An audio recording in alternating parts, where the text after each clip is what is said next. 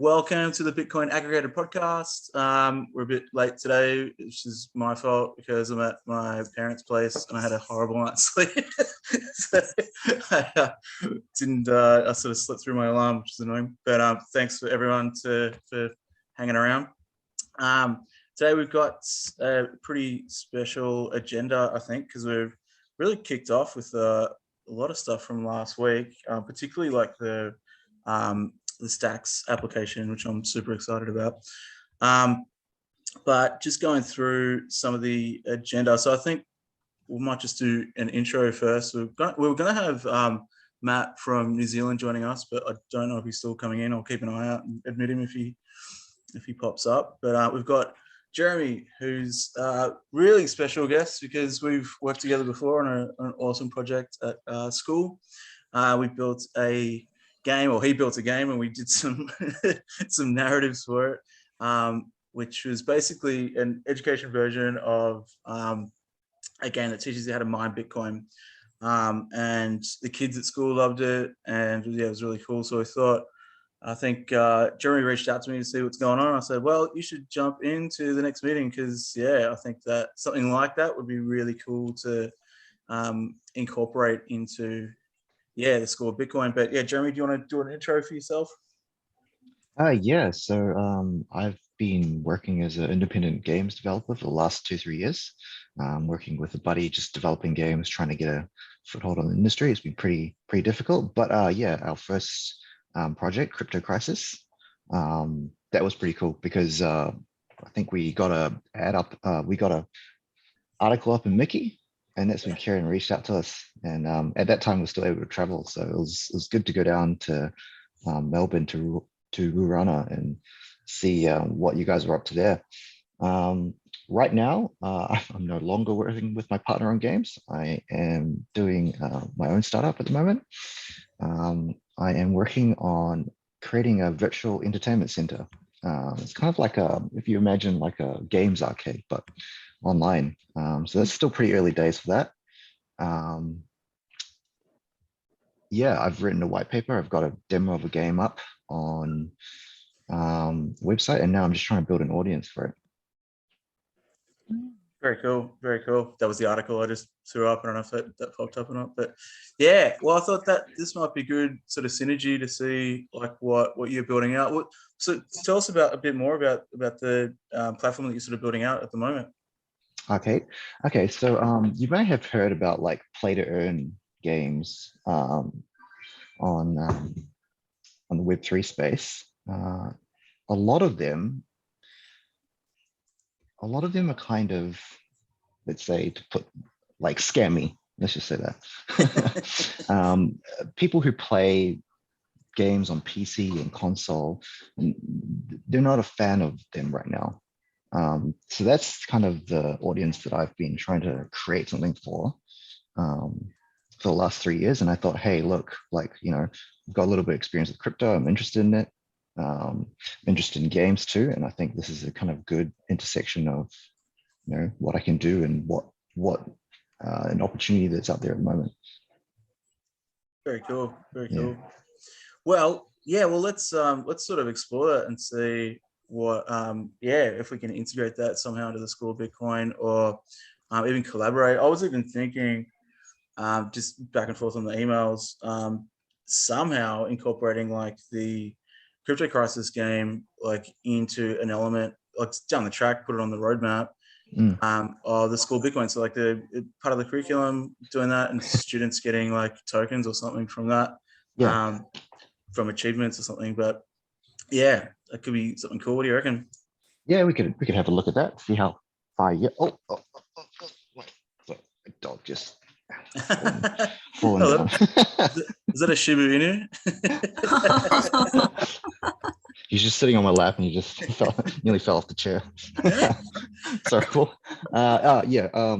Incorporating Crypto Crisis into the School of Bitcoin. Yeah, we can definitely look at that, and I'd be interested to see what direction the School of Bitcoin takes. Cool. All right, well, let's kick on with the agenda. So looks like I don't think Matt's going to join us. That's all right. So yeah, the role. So we've got ourselves a LinkedIn page now, and think Electra is managing that pretty successfully. I never look at LinkedIn. I logged in and it was just like notifications. I'm like, oh yeah, okay, but have a look at some of this stuff. But it kind of dawned on me, like I was at, what was I? I was actually fixing some network for like this rural mansion, really. This place out, the place called Bittern, which is on the peninsula here, and it was through like family friends, and they were like this old couple that have this like crazy mansion, and they're like one crappy little router to this massive house. They're like, why does Wi-Fi not work at the other end of the house? So I'm like, let's build a mesh network. So like I got them to buy some hardware, and I like went out and built the whole thing. And I was running them through the School of Bitcoin, and they're like, what's Bitcoin? Or sat down with them for an hour or so, gave them some sats, set them up with wallets. And they were like, oh, that's really cool. Showed them the website. And they're like, oh, so you're a principal, are you? And I'm like, yeah, I guess I am now. So it got me thinking, I'm like, why? Because we were like saying, let's not do traditional roles. Like, that's not what we want. Like, it's kind of the opposite of what we're building with a DAO. It doesn't make any sense. Then it got me thinking, well, why don't we just do traditional roles with the end goal? Because like, if you have anyone in like the education system is essentially working towards tenure or an ongoing position, or they just want to be there for life sort of thing. So we want to do the complete opposite. Why don't we pick those roles? Because I mean, roles are silly anyway. Like I think moving forward, people aren't you're not gonna have roles in institutions, but with the specific purpose of dissolving that into the DAO or into the decentralized autonomous education system. So I've put on my LinkedIn profile that I'm the principal of the School of Bitcoin. So I thought, if you guys want to pick some roles, go for it. Look, I rolled with that. I just thought, I'm just going to throw this at my network and see how they react. Because when I added myself as CFO, as you suggested, I thought, that's interesting. Like a DAO doesn't even have any sort of regulations or tax rules yet. Yeah. So if I throw myself in there, like take away my licenses. I just felt really kind of risky, but I just thought I'll just put that out to the community, because when you do that, it automatically comes up. Congratulate Electra in her new appointment as CFO of the school. Yeah. Sounds so big. But it wasn't intended that way. I just see it as an exploration. As you say, let's start with the legacy title and just show the journey of how that title becomes kind of obsolete and changes to, what we're doing is not title based, it's kind of role based, contribution based. And so I'm just interested to see, I see it as I'm the person who might be responsible for keeping an eye on the accounting, financial management, and the usual jobs of a CFO. But as you say, the goal is to automate as much as possible so that we become doing something else. Exactly. Sure. Learn by DAOing. Yeah. Well, the idea, like, and that was the other thing I was thinking, like with the setup for the LinkedIn page, it doesn't give you an option for 0 employees. It's like 1 to 10,000 plus. So I'm like, I'll just make it 10,000 plus. And then I was thinking, well, if you have, maybe that's our goal, like for users, right? So if we have that many users on the network, then we can say, all right, it's now a DAO. We are dissolving these titles. So I was thinking, even in our white paper, maybe we can throw that in, or our applications for stacks. Maybe that's like a goal that we have for end users. Like we have this many learners in the network. All right, it's now a DAO. So we'll dissolve these titles into it. So anyway, just a thought. But what titles do you guys want?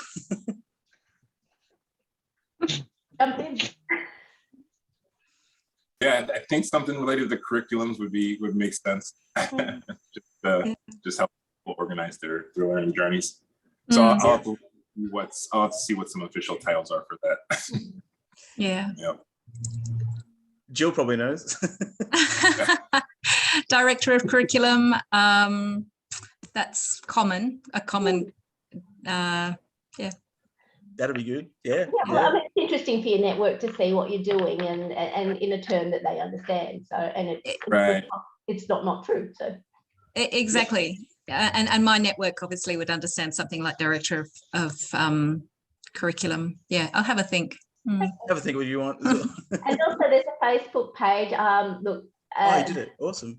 Digital Playhouse has lots of people on Facebook. It's very popular in Queensland and our network. So, but it wouldn't let me do the Bitcoin symbol. I had to write a normal B. I know.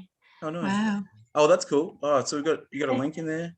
Oh, yes. I put the link in there, and so feel free to add yourself. Yeah, if you're in Facebook at all. Awesome. Oh, that looks great. Good work. I'm basically just following your post in Twitter, Kieran, and propagating across. Awesome. Yeah. Sounds good. The other thought I had, the notes. This might be something for Gordon for next time, but there was a someone's phone's going on. Yeah. There was a thing I came across called Teleco.in, and it's essentially like a GoFundMe sort of page built on Lightning. I was like, whoa, that's cool as.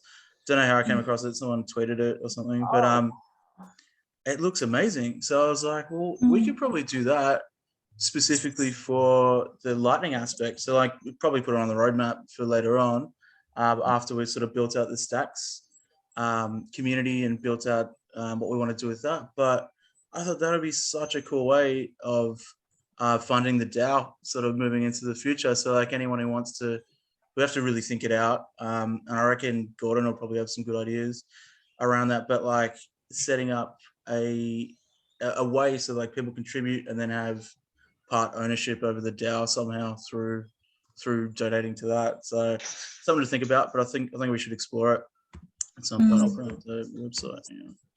Sure. Has anyone seen this before? No. Nope. No. So you've signed up as School of Bitcoin. Yeah. Yep. What are the recommended wallets? It was just SSO with Twitter. So I was like, oh, what's this? So they've got Samurai Wallet. They've got, Breeze. Blockstream Green, I haven't seen that before. Breeze is fantastic. It's a wonderful implementation. I think it's built out of Israel, but basically it lets you run a node off your phone, like a Lightning node off your phone, and listen to podcasting 2.0, and you pay in sats like as you're listening to something. So if we put this up on podcasting 2.0 and someone wanted to listen to this podcast, they could actually pay in sats as they're listening to it, sort of thing. It's pretty cool. Zap's cool. I use that with my Lightning node, so like with my node, and then Wasabi's. I haven't used that, but I heard really good things. I think it's like similar to Samurai, but it's got, so that's like BTC wallets, and then it's got Lightning as well. So basically, you can set up a node, and people pay directly to that. So there's no network fees, or very, very little, like just routing fees, sort of thing. But pretty cool. I think I read something briefly. The guys in Canada are using it now, with the truckers or whatever. So I think they had all their GoFundMe money taken away. So someone set this up instead, and they're using that. So there's also someone dog's dental surgery up there too. Oh, really? Yeah. There you go. How funny. So anyway, just a thought. We could explore that later on, but I thought I'd just mention it.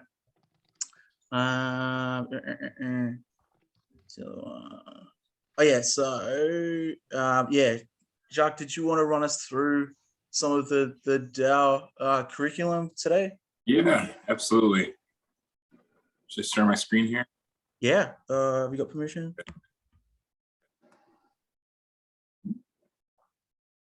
Sure do. Security. Yep. Oh, where am I now? Oh, there we go.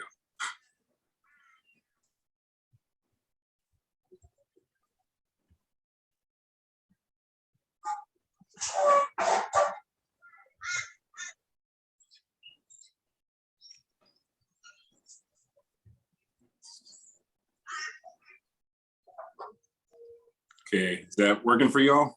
Yeah, beautiful. Okay, let me pull up it's on my iPad here. So, Ah, nice. all right. So I've got this in just like the School of Bitcoin curriculum repository. And this is meant to just kind of like, this gives a high level overview. I wanted to like give an example of like what the first couple sections could look like. So I really pulled information from like podcasts we've done in the past, Kieran, and just like some conversations we've had to give an example of how we could populate a curriculum. So essentially like the words that are highlighted in, that are emboldened are like the different types of responses that we can give as we work together to build something like this out. So like to start off, I'll just like read through. So like I thought about this as like the School of Bitcoin is really like the foundational layer of everything. And then whether it's Stacks Australia or it's like a gaming platform or something that's like more HR related, those can all be like applications on top of the School of Bitcoin. So I'm thinking of this perspective of Stacks Australia is something that the School of Bitcoin is creating here. And this is the outline for like that as like a sub-DAO, you can think of it. So, and I heard Kieran on one of the podcasts that the Enigma Portal was like one of the first names of something you guys worked on. Is that right? Yeah. So I just put that in. Awesome. Well, and change all this however we want. But like I love that. That's really cool. The first section of this is just to get people to frame their heads around what like the mission is, and it's broken into 4 different sections here.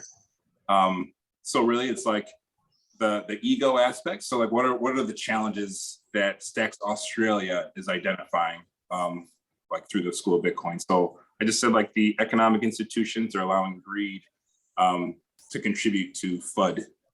Just keeping it in crypto terms. And Stacks Australia will learn from the war of art to help deepen our understanding of our collective ego. And like the idea is like with each one of these sections for the mission, we'll be choosing a book. And again, this is just an example, like choose a book that people can draw from to start helping us view Bitcoin and financial literacy from different perspectives. And we were talking about like creating NFTs on Stacks. So I wanted to use the war of art, because this is basically talking about people's inner struggle with art and like how we can learn how to express it in different ways. So like, what if we were started like, I mean, there's going to be so much coming up about like central banking and all these legacy systems and like, oh, it's all this against Bitcoin. What if we just said, okay, we're just going to create art to as one aspect of how we can express the value of what's coming through here. The next chunk of that is really like it's focused on biomimicry. So like you identify a challenge, which is FUD. Can you find a system in nature that is able to take that challenge and turn it into a benefit? And one of the coolest ecosystems or like communities that I found in nature that really reminds me of Bitcoin. I mean, this is actually, I got this from the Mastering Bitcoin book. They actually introduced leafcutter ants at the beginning for like their decentralized power. So in this case, it's like a student or a learner or like Stacks Australia could say like leafcutter ants, they use FUD to create power. So, and then like the DAO can learn from books and resources that teach about leafcutter ants so that we can transform and adapt some of that to make practical uses for like how the DAO operates. And then ultimately, like, how can we just like explain that a little bit more concisely and like just like how will Stacks Australia be operating? And it's really just, we're going to be developing the Enigma Portal as an open source game so we can learn from leafcutter ants to create power with FUD.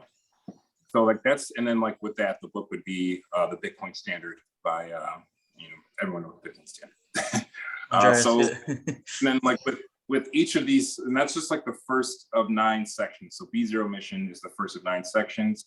And with each section, like the group, we can choose a song. So that'll be like the first song in like the Enigma Portal playlist.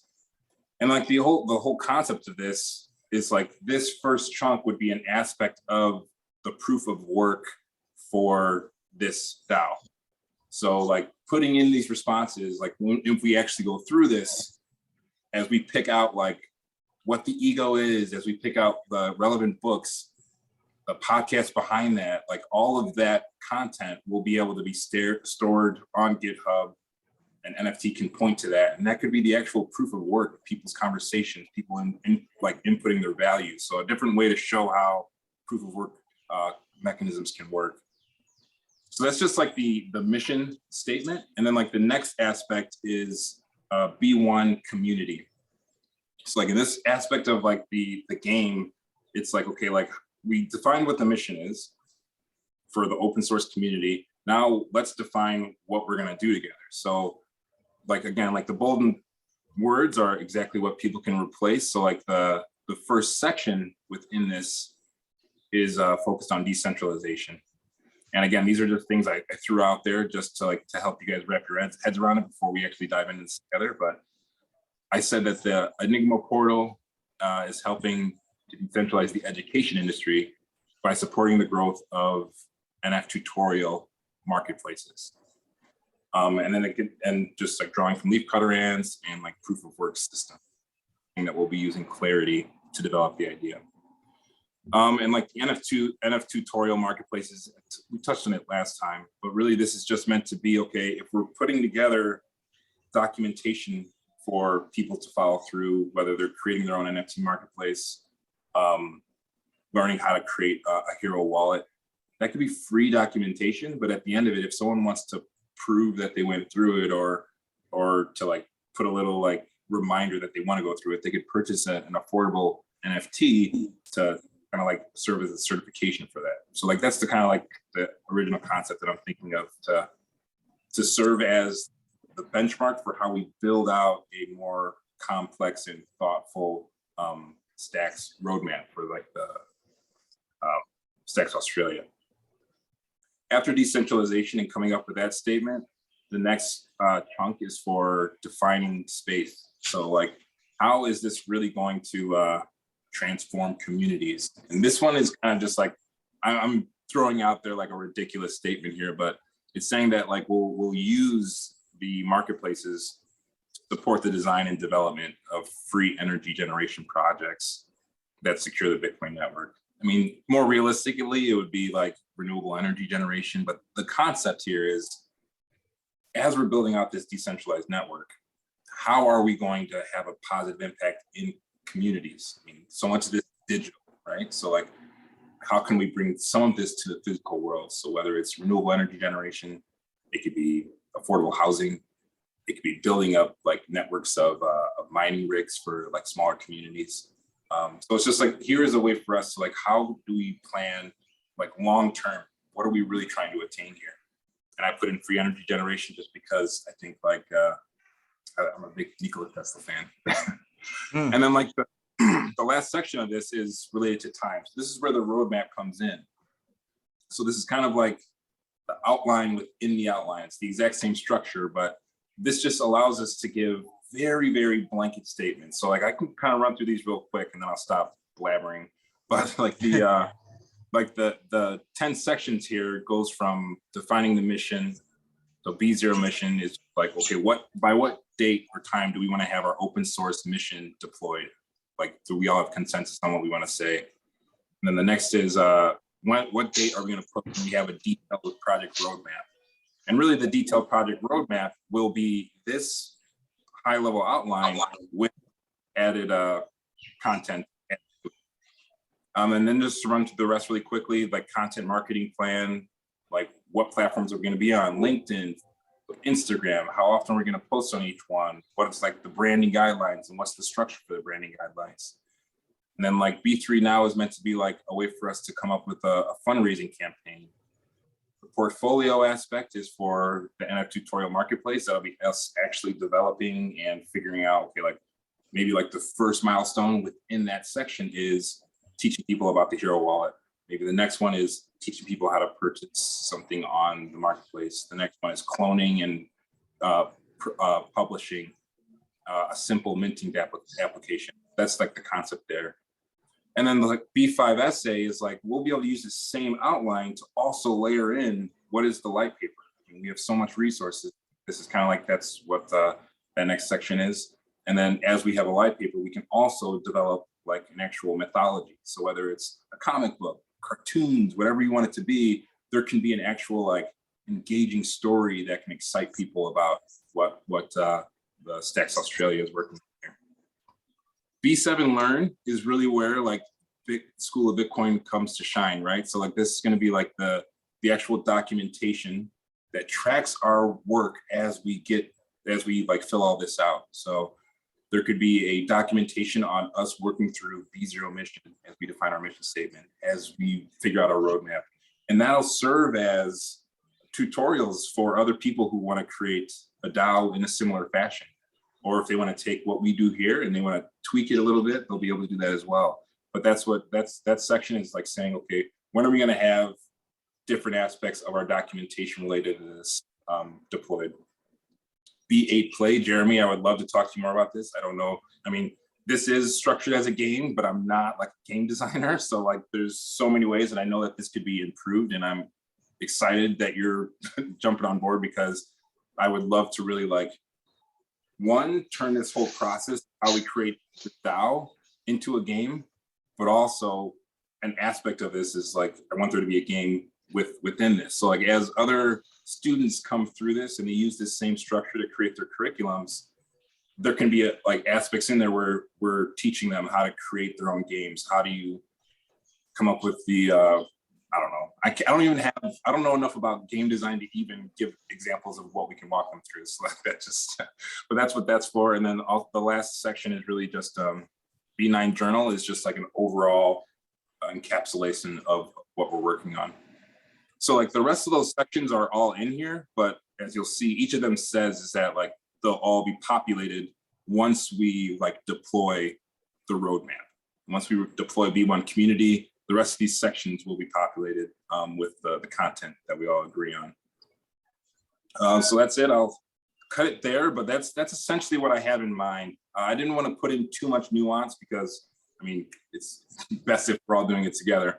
But that's kind of like the concepts, and I think if we can use this and just build on like the roadmap to see what makes sense, and I think it could help us communicate a broader vision while still allowing us to get a little bit more nuance and like the more tangible stuff for initially getting started with Stacks.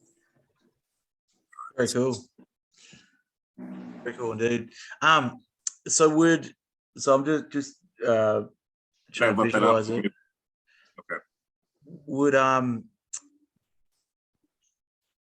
where would students run? Sorry, not students, learners run through this? Like where would we sort of host? Is it all GitHub based, or what are you thinking? I mean, that's a good question. I don't know exactly. I think like the fact if we can run through this together as us, like, okay, we're creating a course of how School of Bitcoin and create a DAO.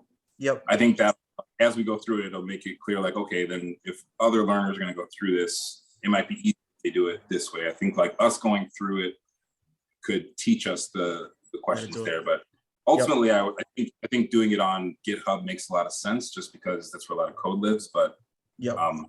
Yeah, essentially, I think it would make sense if like learners were creating their own GitHub accounts, creating a repository for themselves, and then they could just clone the repository from the School of Bitcoin, and then they could just change the name, how they want to respond on things. You know? Yeah, I love that. That's really cool. Well, yeah, let's look into that. And I think if we could, well, I guess we have kind of articulated that in the Stacks application, haven't we? Like, kind of, we've linked to it. But do we need to expand in the community grant one, do you reckon? Or do we just link out to it via GitHub sort of thing? I don't know. It seemed like with Stacks, they seemed very focused on like, what's the roadmap? So maybe if we just like, if we take that high level roadmap I have and we start layering in some dates, and we can make that in, but still link out to it. Incorporate it. Well, bring up the application, because I ran, and I'll share the screen. Yeah, I really love that, Jack. That's awesome. I think if we can like the idea of building a DAO as part of, like, for us, build the school sort of thing. It makes so much sense to do that and test it on our group sort of thing before we get other people doing it. So it's awesome. Just going through the application. So I put these objectives. So do we put in objectives and goals from creating the DAO into this, or do we link out of it? Do you know what I mean? Mhm. It's confusing. Well, I don't know. I think Or is it maybe too complicated for them? I mean, this is probably the most concise and clearest way for them to digest things, right? So maybe if, like, as we're still figuring out things on, like, the GitHub side of things, we can pull stuff from here and make sure it's layered in. Yeah. But then here we can just have the highlights. Like, we don't have to have, like, the weird coding system that I have in here. Yeah. We don't really need anything that's going to make them ask more questions. But I think, I think this can just be, like, high level in this document. Like, what are the key things that we're going towards? And then if they want to get more nuanced, maybe we can link to the GitHub. What do you think? Yeah. Well, I was thinking, even because I've got the DAO curriculum MOOC, so I guess it is a MOOC, as like number one, but that's probably like the last deliverable, right? Like, it's probably you do everything else before you get to that sort of thing. So that's what I was sorry, go ahead. No, I guess it's kind of like it's kind of all wrapped into it, right? So, like, I guess it's can be at the top, but it will involve the, let's see, I think it makes sense for it being there. I don't know. Yeah, I think it's hard to say. See it being like a lot of concurrent events. Like, we're going to start working on the DAO now, but then as we're working on the DAO, we're also going to be working on these other items. Things. I'm just seeing, like, I'm construction background. I'm thinking of, like, the Gantt chart, you know, just like, I mean, I just see a lot of flow tasks. Yeah. I suppose, with that, we've got the governance token for NStax pool. Maybe that's for sort of further down as well. But I kind of just put in all the ideas that we were talking about, and your idea, Jill, of a learner-led conference. I really love that. So I thought that'd be a great visual thing that the Stacks community could definitely get behind and sort of understand. So I thought we can do that pretty quickly off the bat, I think. But yeah, what do you think? Like, should we approach schools, do you reckon, or should we just do it ourselves? Like, I'm actually working with the it's a bit hush-hush, but the Menzies group, they've got a program with students that have applied. So there's 40 or so students that have applied to be part of this program, and we're doing specifically, like, Web3 based digital portfolios. So we're building them out on the Handshake blockchain and IPFS and GitHub, actually, so getting to use that. So that might knit in well with this, and we could potentially get, depending on their workload, get them to do a student-led virtual conference on that. But I don't know the time frames, like, for them. So that might be something.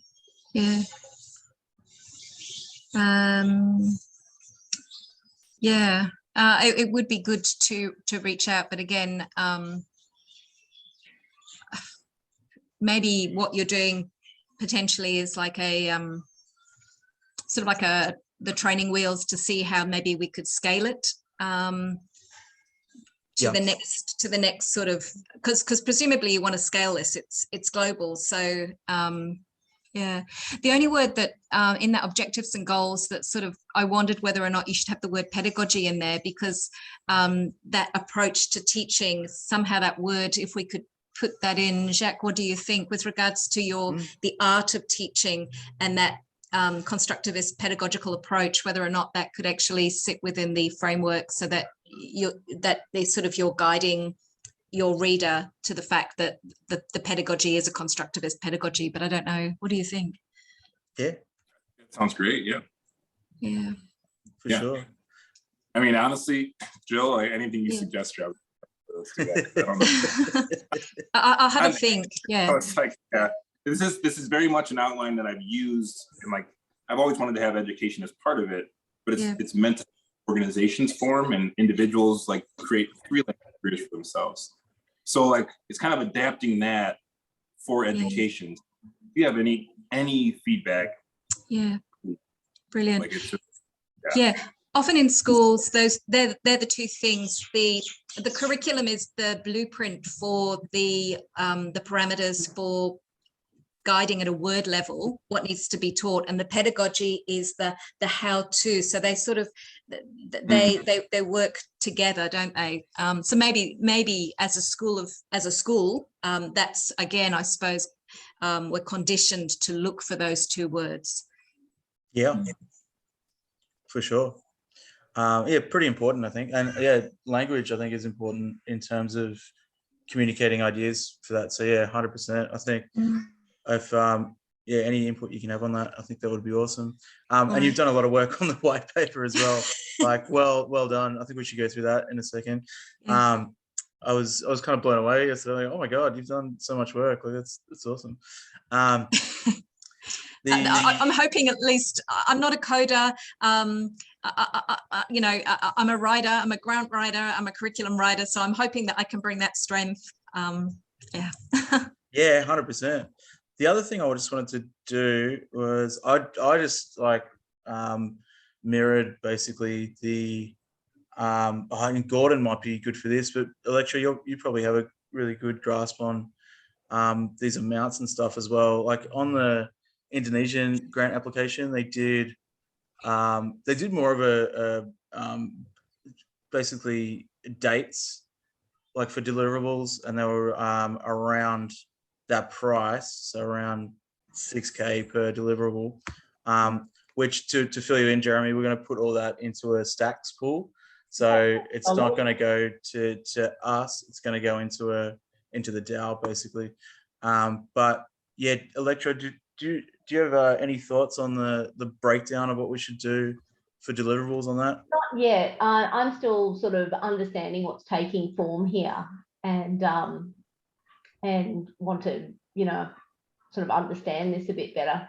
Yep. So, what are we looking at here? I understood that we would be getting the grant in stacks. Is that right, or is it US? That's right. Yep. What are we looking at here? So like what was Gordon's suggestion actually last time, basically getting that and setting up our own stacks pool, the same way that the guys in Indonesia have done. And basically that means you can have other people contributing to that pool and then generating BTC off that. So we could do that into like a multi-sig wallet. So that's what I was struggling with, like how do you accept the stacks tokens for a DAO if there's no like multi-sig or a way of doing that? So like when we got funding for Rocket Shoes through the NEM community, they had like really, really good multi-sig off the bat. So we could set it up between the team, and one for security, like, as I think that's just sitting on someone's wallet somewhere. It's like, okay. But two, the like ownership. So like we all want to have sort of equal ownership. So I think that's important. And I think if we can do a pool that feeds into like a BTC wallet that we can all own as a community, and then figure out what we want to do with that for actually building out, I think that makes sort of the most sense. Was having a look at a multi-sig solution that I don't recall off the top of my head. We could put that in the notes. Yeah. And so the pool would be just a stacks pool, and so basically our currency is just stacks. There's no other coin or currency involved. No, not for that, but I think we could put that on a roadmap. So that's what I was sort of thinking with the Lightning. We really have to think that through as well, because that's a whole other aspect. But I think if we can keep it to stacks for now, and then figure out, because we want to be agnostic. We don't want to be like on one blockchain or whatever. Like we want to explore like all the different tech that's out there. Like Jeremy, I'm sure you're pretty au fait with Ethereum now with your project. So because it's called the School of Bitcoin doesn't mean we're basically treating everything as a fork of Bitcoin, and there's cool tech being built off that. So we want to be as open as possible. And yeah, not maximalists. I think that's really important, because people building cool stuff and you don't want to just fob it off. And I think end goal, we want to get to consensus over financial literacy between all the different DeFi projects and blockchain projects and legacy finance and everything. So I think that's really important. But yeah, for this breakdown, I thought I'd kind of just leave it for the moment when I was sort of writing this up. But I think basically what they did for maybe this is a question for the Stacks team, for Jenny and what was the other guy's name? He was really cool. God, I can't think of his name. Anyway. Louis. Yes, Louis. He was awesome. I reckon they might have some good input. So maybe we tee up on the sort of economic modelling of how they get these projects. Yeah. And even that's what I need. If I could see how someone else's, how others have done it, I'll start to piece it together. Also, people in my network, since I announced this on LinkedIn, have offered to sort of lend expertise around, because it's all very awesome. new. So being contacted by Adam from Blockchain Australia and others that are just, I guess, could reach out to for help if we need to understand how. Well, that's fantastic. If they can, that'd be amazing. Everyone's sharing knowledge, because it's all quite new. So, but fresh. From Stacks first would be great. Like, how's this been done before? And then I'll see how we can kind of coordinate that in Australia, even though we see this as a global thing where we've kind of got the control of it, being the core team, and we're Australian. So, Australian residency and all that, it does. If there is the Australian, we've got to see it from an Australian perspective, don't we? So, particularly if it's a community, I suppose. I suppose so. The big thing that we need to sort of figure out as a group is these deliverables. Like, how do they connect in here? So, like Q1, out of that list of stuff, what do we reckon we can deliver? And maybe we don't even do it as Q1, Q2, but I thought that's kind of the easiest way for people to understand. Time-wise, it gives us the most time. But yeah, like, so what would the Q1 deliverables be? And maybe this is something we go off and think about and then come back with the Stacks team and sort of go through it. But is everyone sort of happy with those deliverables for the application, or objectives, should I say? Well, they look like 2 per quarter. Yeah, it's pretty much it. So we just have to figure out the order. So maybe if we have a think, and I'll tee something up if you guys are all right with it, with the Stacks guys for next week. Hopefully they can come this time, but if not, we can work around that. But if you guys can have a little think just around what, from what Jacques, what you've built out, how that could sort of interplay with this, and if we need to add or remove stuff for the application. But anyway, so I'll leave it at that. I think what would be really cool, if we could, I'll stop sharing. 2 things. Jill, I was wondering if you might want to run the Substack, because you seem pretty eloquent. Love writing. Writing, I think that'd be cool. So I might set you up with admin access to that, and you can start doing that. Basically, so I've just been pasting these videos, so I'll give you the YouTube clip and then get notes from there. I think that'll be awesome.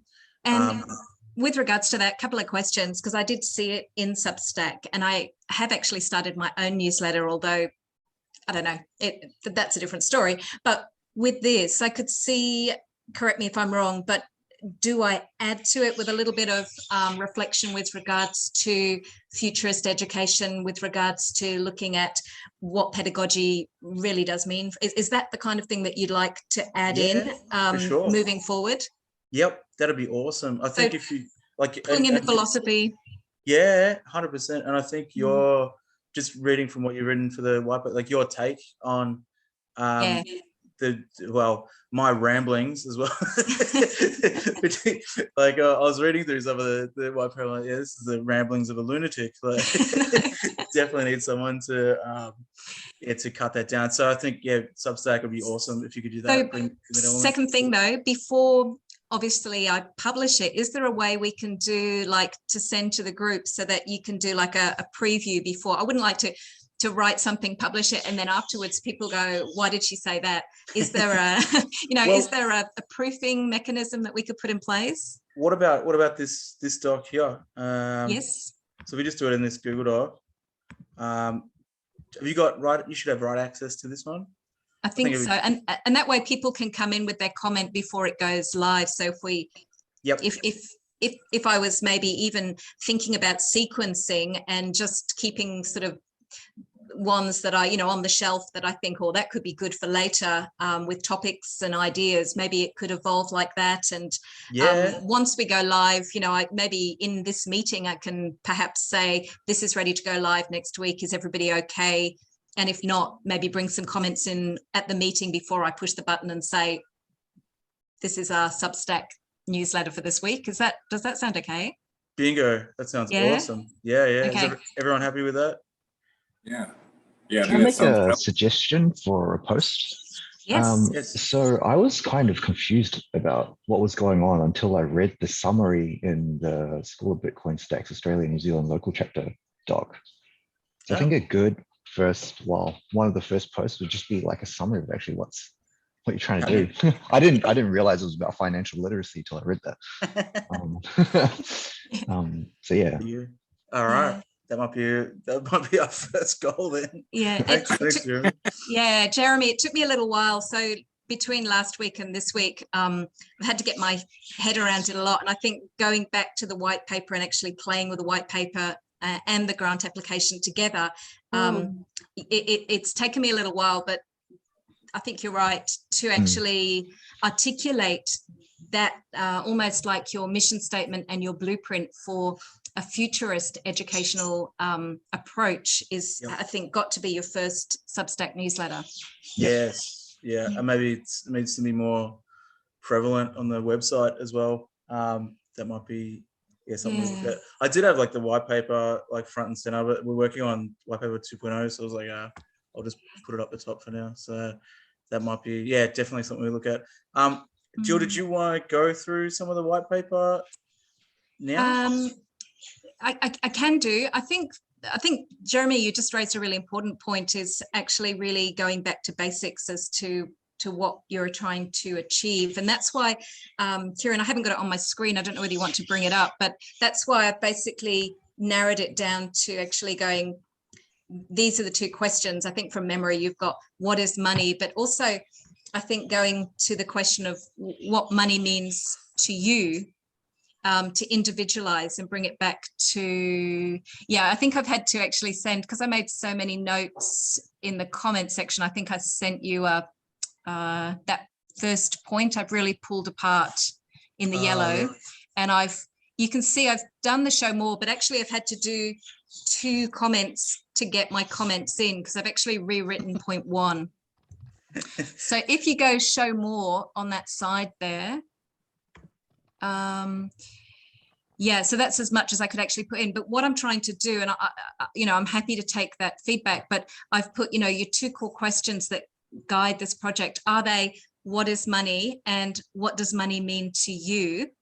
And then thinking back to society, and if we're thinking about, I think that we need to be a little bit more careful with regards to words like neglect and legacy of education system, because whilst we can debate that, I think in a white paper, I think we need to actually maybe go back to something like the OECD PISA scores, where it's been a lofty goal that schools have tried to achieve, and yet for various reasons, it's complicated and so much is missed. It's not that it's not written into curriculum, but you know, in substrands, you actually do find it there. And even with the ACARA page, they've actually got a web page example, which takes you through to financial literacy being achieved in the classroom.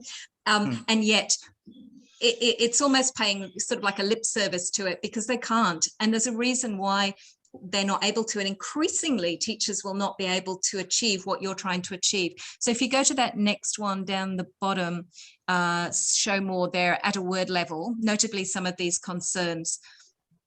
Yep. Yes, correct. What happened there? Yeah, it's quite long. It's quite long. So you've got A, B, C, D, E. If you just scroll up a little bit. Oh, sorry. Yeah. Oh, yeah, yes.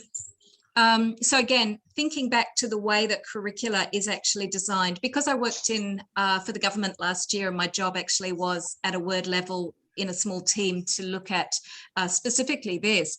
And they've just done a review of the Australian curriculum and other curriculums around the world. So we did a jurisdictional scan of curriculums around the world, and we took we took Canadian, Ontario, British Columbia, we took Wales, Scotland, Finland, Singapore, and we actually did like a scan of things like their financial literacy. And it's not that it's not available, it's not that societies are not aware, but teachers, for example, I think I've said in point B, the professional development costs required for teachers to be upskilled, and then they will go back to the word level of the curricula to see where they need to be upskilled, and that then misses the fact that everything's moved so fast in the fintech world and the coding world that legislation has not able to make mention of that at a word level. So it's not so much the schools and the teachers, it goes right back to a very fundamental core issue we have with word level. And as you can imagine, if you get your legal brains, a curricula is like the legal documentation for education systems and society is not future forward thinking and risk forward thinking enough to be able to actually document that. And even if it did, the interpretation of the words at that word level is problematic. So I think what I'm trying to say is I've sort of detailed out that it's not the schools that are at fault or the teachers that are at fault. It's a bigger issue than that. And I think in C, I've said, you know, we're moving very fast, and therefore that's why there is a necessity, an essential sort of role for something like the School of Bitcoin. It's opened the door for us to latch on, connect on to schools to offer them what they need, but their curricular at word level will never be able to demonstrate. And then, of course, I think it's really important that we think about D, that already there's an awful lot that kids are getting. I know my nephews, my daughter, they're going onto YouTube and trying to educate themselves. And Jeremy, I think you said, you know, they don't know whether it's scammy or dodgy because it's all put together really cool. And so it also sort of becomes an entertainment. And therefore, if we go back to the curricula and what schools are about that, hopefully that point of truth, that point of respect, and that point of credibility, regardless of what we think about it. But that's why schools have that blueprint. And therefore, if we're trying to connect with a school and the respect and the reputation and the credibility, that's, again, the point of difference to YouTube. That's the point of difference that School of Bitcoin sort of makes. Does that make sense? Yeah, definitely. 100%. Yeah, there's discernment. So teaching discernment to what's online. That's something that's really glossed over. Like we did a program at school. I forget the name of the app. It's a cool app that basically lets you choose. I wish I could think of the name of it. Choose like if you think this like news piece is sort of meaningful and like why it has meaning, and having like consensus over that, or not consensus, but basically giving student opinions on like what they think is relevant in the news sort of thing. And it did it in a really fun way. But it's not something that's like thought of enough, I don't think. And you're right, people just sit down in front of YouTube and look at stuff and go, yeah, all right, well, this is either fact or rubbish without having any sort of discussion on that. So yeah, for sure. I think that's awesome. But I sort of came in and I really broke point one up into quite a lot of detail. I haven't gone through as much in the next sort of round of things. If you scroll down, there was a very interesting tool. I'm not quite sure where it was, Electra. I think it was maybe a little bit further down, because I think you'd written a point and I jumped in. Oh, yes, it is. So just wondering whether or not you'd come across this product. So that's quite an interesting product, OK Moneytainment. And the reason why I found that was because I follow a guy called Ollie, I can't think of his surname, but he's at Education Alliance Finland, and his company is a company that actually gives an educational validation for products on the market from an educational perspective. And he's got a ranking system that is really valuable from an educational standpoint. He looks at ways that it connects with key skills in curricula for students. So whether or not, and I don't know, whether or not you'd be interested maybe in contacting Education Alliance Finland. They do everything global. I think they also work out of Singapore, but they're great at looking to see how you've built it for an educational market. And then what they do is there's a small fee involved. I think it could be about 1,500 Australian dollars. But then what they do is they put your product out on their website. But again, is what we're doing a product, or is it separate to that? Do you know what I mean? I'm not sure whether or not that's something you want to connect with, because they specifically look at valuating products for the educational market. Yeah, okay. Yeah, well, that's something we probably need to think about as well, because I don't think like the end goal is not really a product. It's an open network of learners. That's the way I've sort of described it. Who have that one piece of the puzzle that's sort of been missing for everyone, is the financial literacy aspect, and getting to as close to truth as possible for that. So yeah, I don't see it as like maybe not as a system that we need to. I mean, yeah, I'll check it out and like definitely see what he's doing. Just because there's a lot of like you say, what you're doing is different to OK Moneytainment, but there's a lot of products that are trying to fill gaps that are solid educational products, and so his site is actually to give them like a value stamp, a stamp of approval. So if, for example, it wasn't Ollie's site, I wonder whether there are other ways that we could get approval for what you're doing. And you probably know this, but the New South Wales education system, NESA, they actually, on their website, they actually they stamp approval for courses like potentially networks like what we're running. And if you get their stamp of approval, you're actually on their website, and then teachers can actually go to your website for PD to get their PD accreditation points. Yes.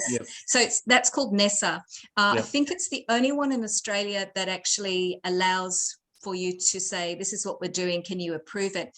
But in other sectors around the world, there'd be similar sort of things. So if you wanted to take it and scale it globally, you could find where your PD would be approved, and then submit a pitch to the education department and say, look, this is what it is, and they then would list it, and so it would widen your network. That's another way. Yeah, that's a really good idea. That's a really good idea. Can I jump in real quick?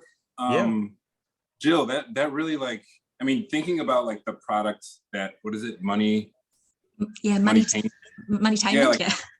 Yeah, the fact that like it's a product and a service that they provide, and thinking about how I'm thinking about like the School of Bitcoin as like a protocol, like the Bitcoin network is it's a protocol that secures everything.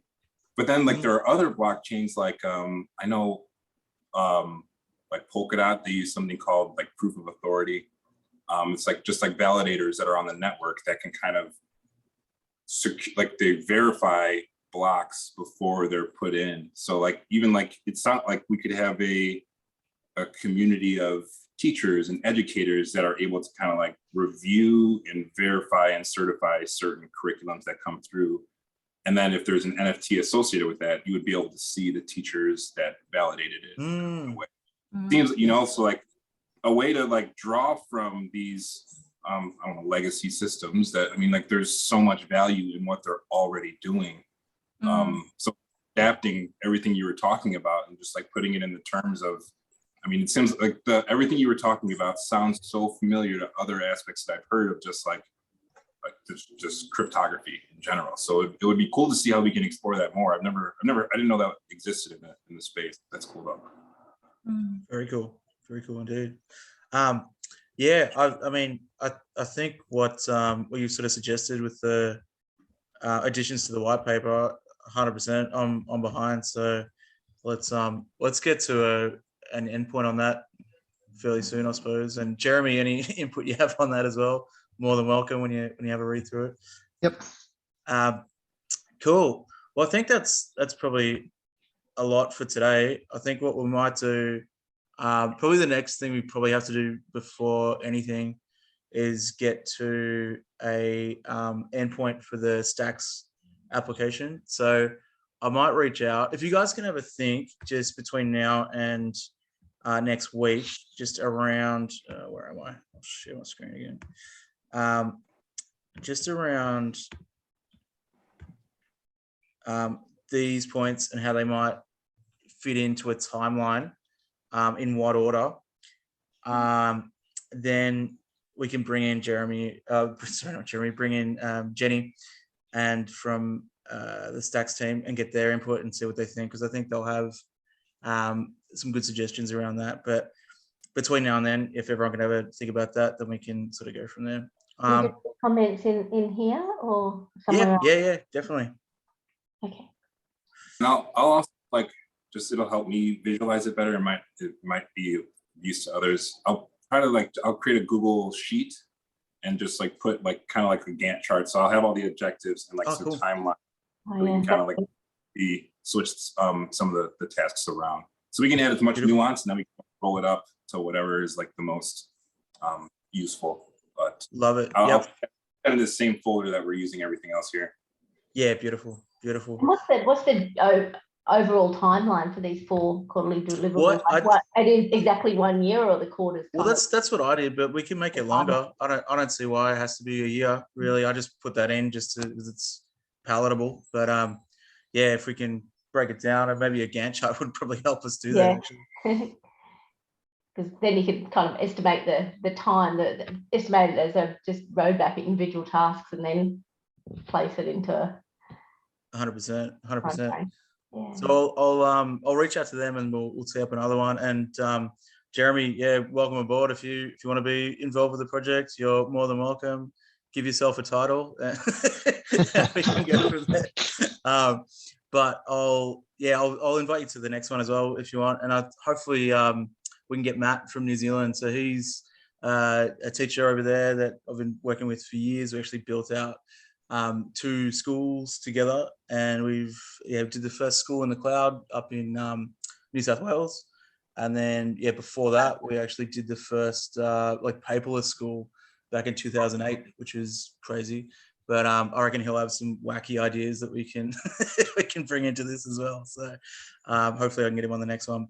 But yeah, cool. All right, well I'll share the documents and stuff with you, Jeremy, so you can have a squiz at everything, and then we can reconvene next week. And potentially, I think what you were saying, Jack, incorporating game elements, I think that was really good synchronicity there. Good timing with bringing Jeremy on board. So we can have a think about that for next week as well. Cool. All right. Thanks, guys. Sorry I was late. I won't do that again. I won't do it from mum and dad's place again, I don't think. I need a proper space and a better laptop than this. I think this is not the best, but anyway. All right, thanks guys, I'll see you on the next one. Oh, thank you. Thanks. See ya. Bye. Bye.